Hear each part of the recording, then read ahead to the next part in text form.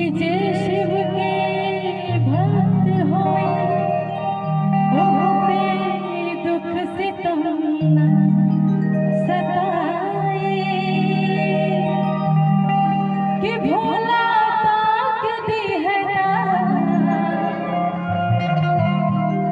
सूखल गाछ हरियार हो जाए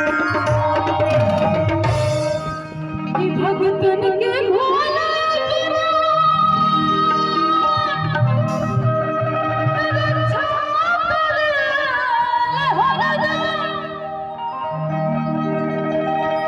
कि जकर श्रद्धा होए साचो है शिव जी के पाए।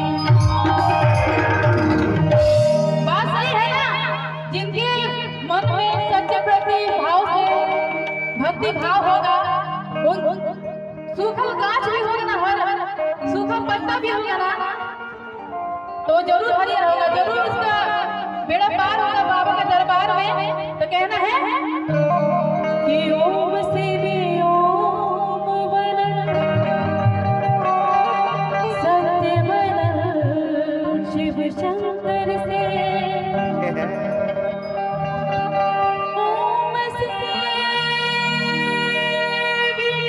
ओम वरद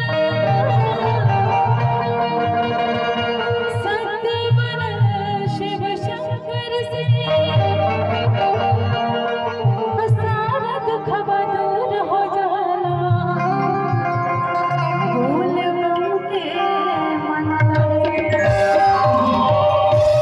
से। बोले शंकर भगवान की, बोले सरस्वती मैया की, बोले माता रानी की। कि जिकर नाथ भोलेनाथ वो नाथ कैसे होए। सही कहा गया है ना?